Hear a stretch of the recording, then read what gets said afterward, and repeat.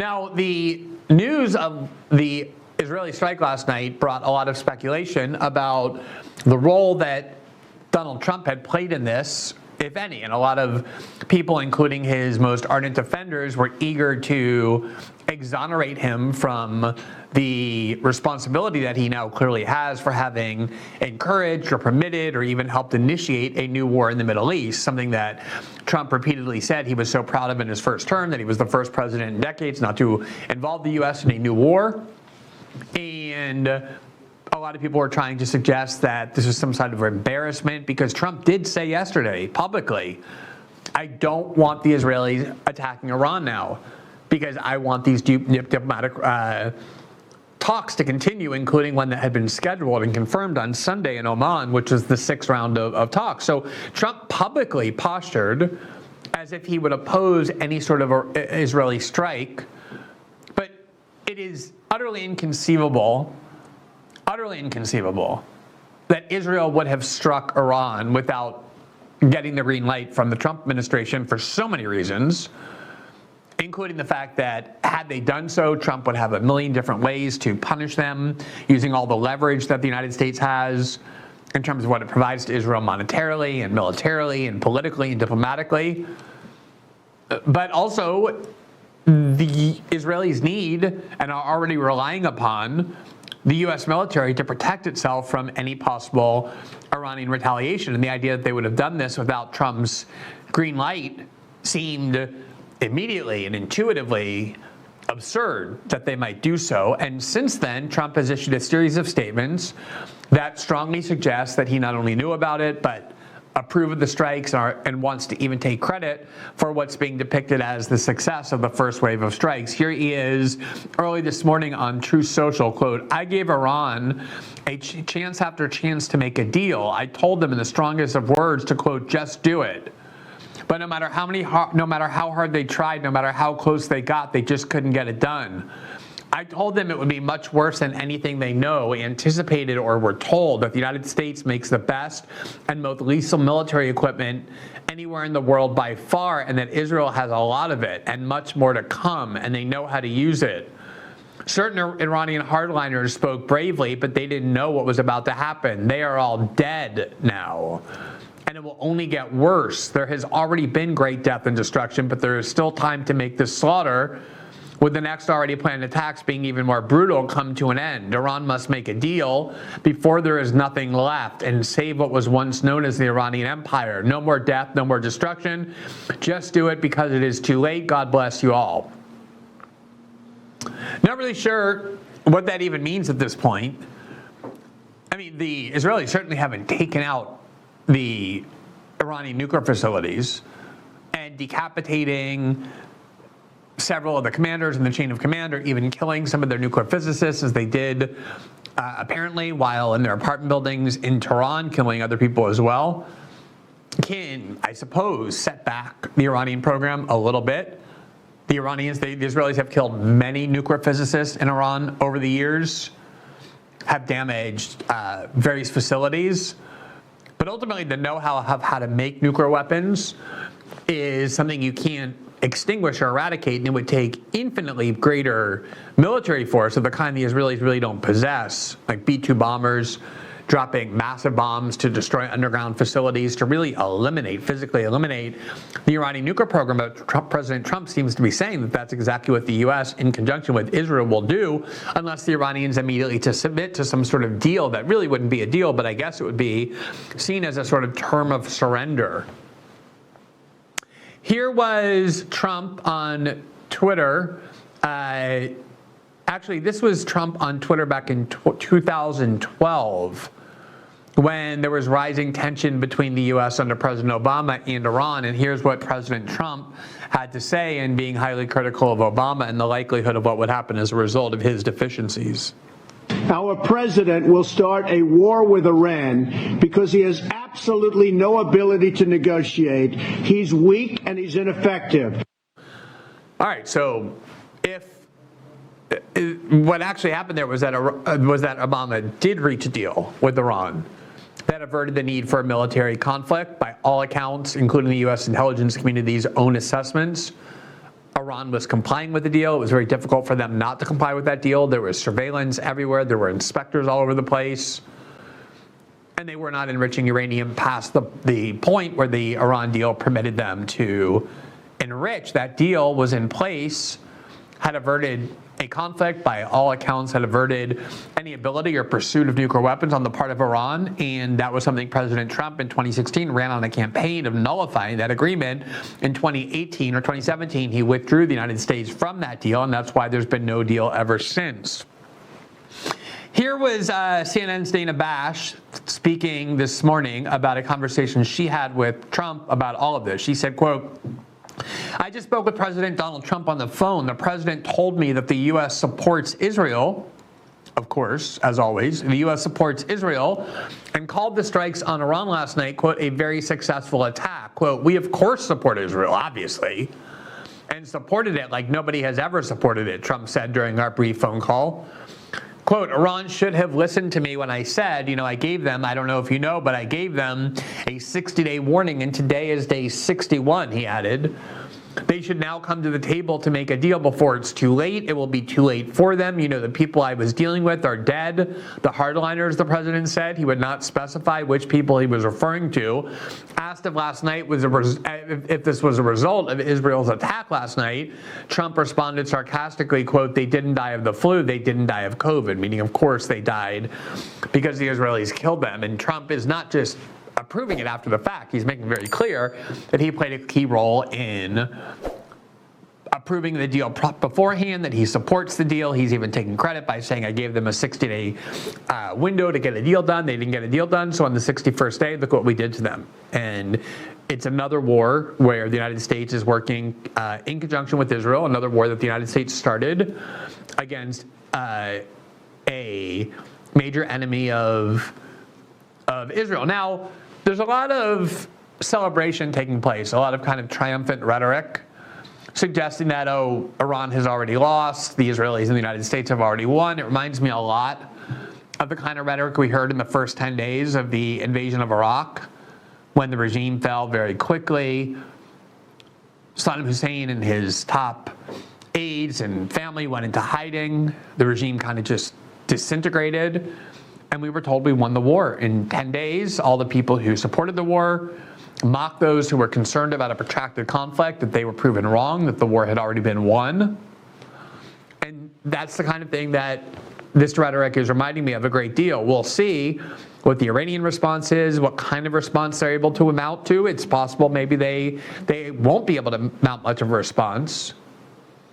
But it's certainly possible that they will, that this is not just a 3 or 4 day bombing exercise, but something that instead will turn into an escalatory conflict that will subsume the Israelis and the United States military into a protracted conflict, the results of which are practically impossible to predict. That's what has always made this war so dangerous.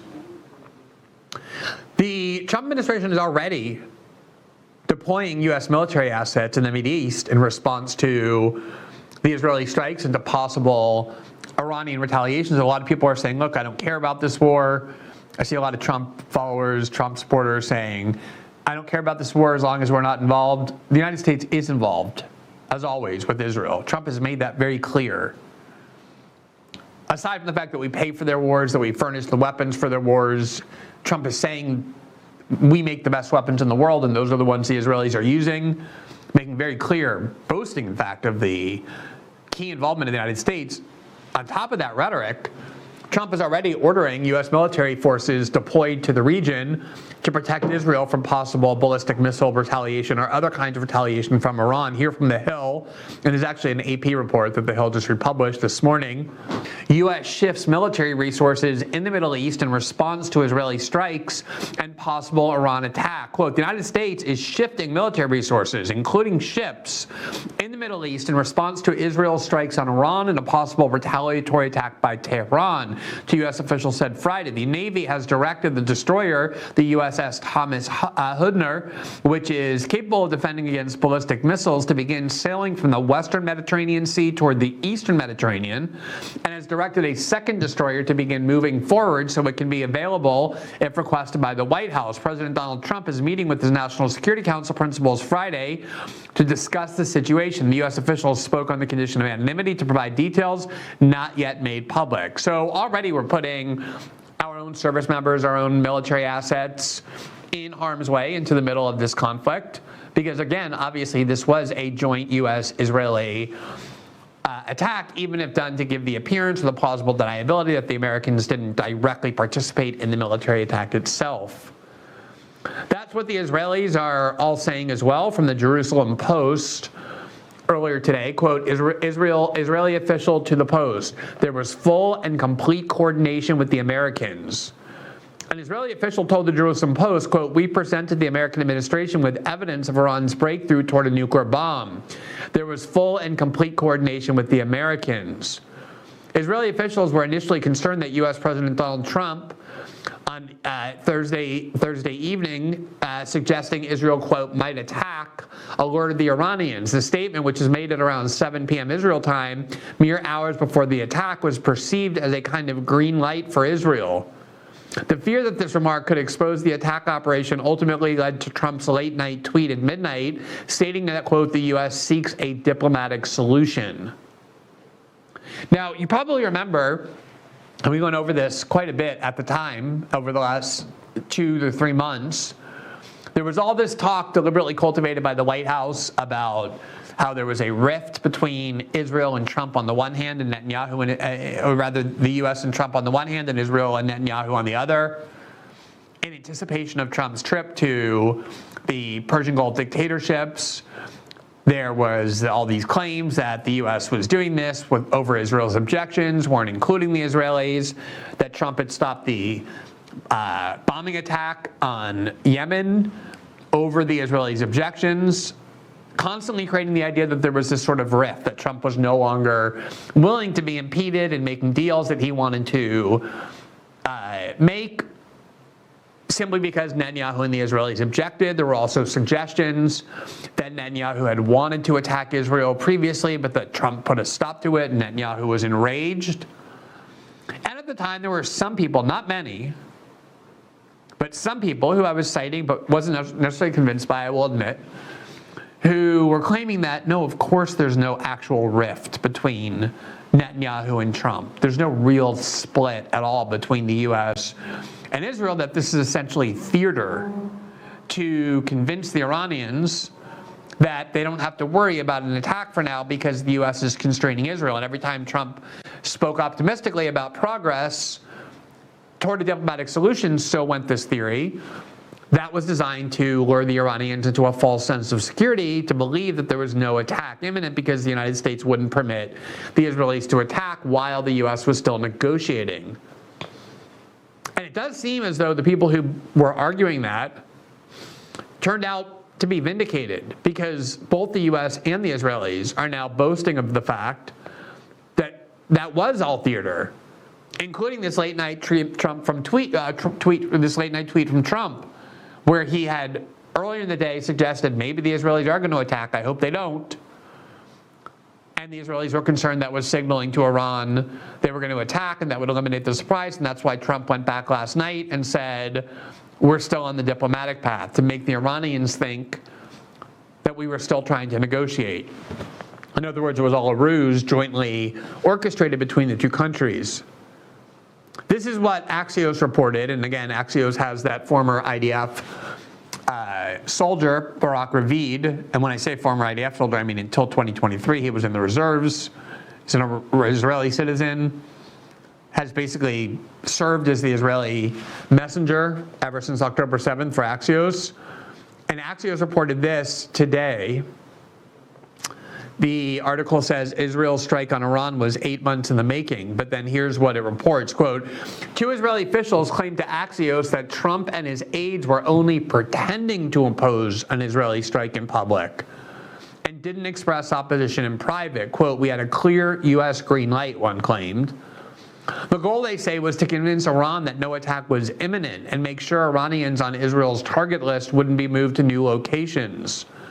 Netanyahu's aides even briefed Israel reporters that Trump had tried to pull the brakes on an Israeli strike in a call on Monday, when in reality, the call dealt with coordination ahead of the attack, Israeli officials now say. The U.S. side has not confirmed any of that. In the hours before and after the strike, the Trump administration distanced itself from the Israeli operation in public statements and private messages to allies. Secretary of State Marco Rubio swiftly stated that Israel's attack was, quote, unilateral with no U.S. involvement. Hours later, though, Trump confirmed that he knew the attack was coming, but stressed the U.S. had no military involvement. Now, as I said, since then, there have been a lot of statements from Trump, as we just showed you, boastfully and proudly taking credit for the key role the U.S. played, warning that more is to come, either from the Israelis and or the Americans, unless the Iranians quickly agree to a deal, which, as we went over last night, has dramatically shifted from the American perspective. It began with a recognition, and Steve Witkoff said this, others said this, that of course the Iranians need to be able to enrich at low enough levels to be able to have a nuclear energy program, but not so high that it can be used for a nuclear weapon. And over the last week or two, you heard Trump's rhetoric start changing, where he said Iran can't enrich at all, which was the way that people like Netanyahu and Tom Cotton and Lindsey Graham, who wanted a war in the first place, had to pretend they wanted a deal the way Trump did, tried to set this up, was, oh yeah, we want to deal with Iran as long as it means you dismantle their entire nuclear energy program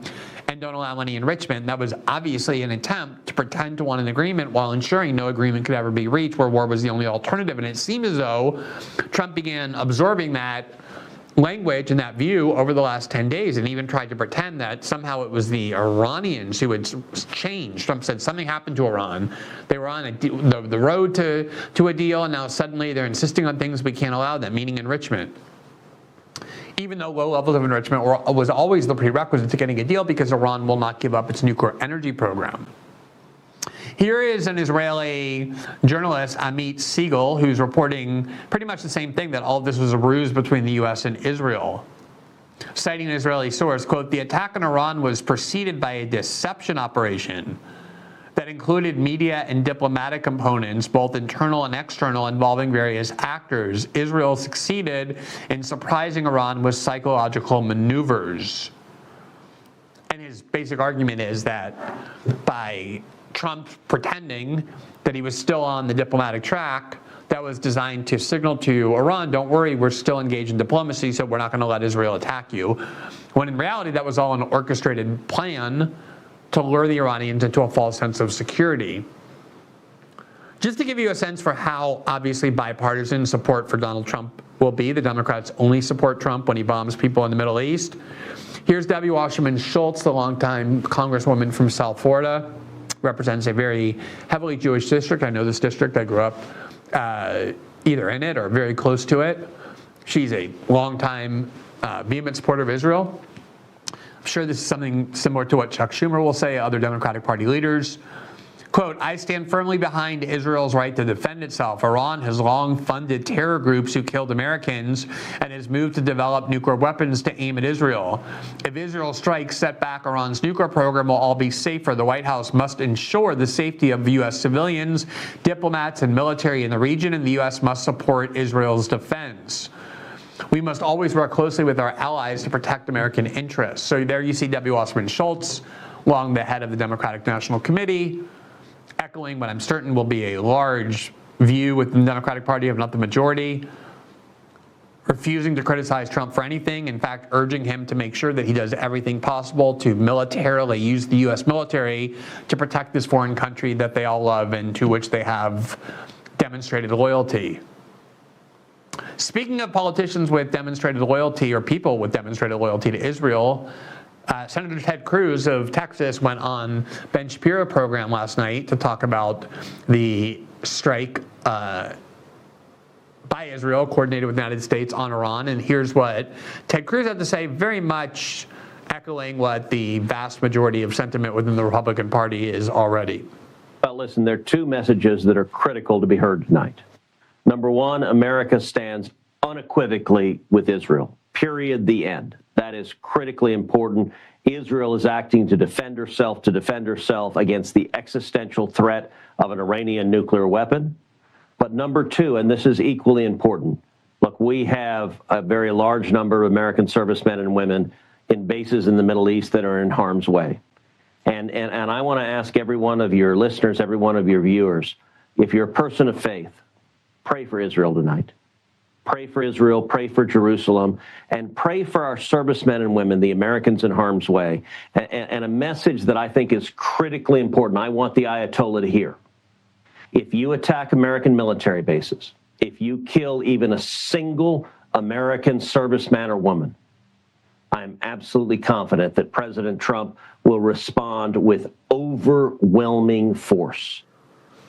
So this is the mindset of a lot of people, certainly in the Republican Party and the Democratic Party, which is we're going to put our soldiers in that region. We're going to insinuate themselves right into the middle of a conflict.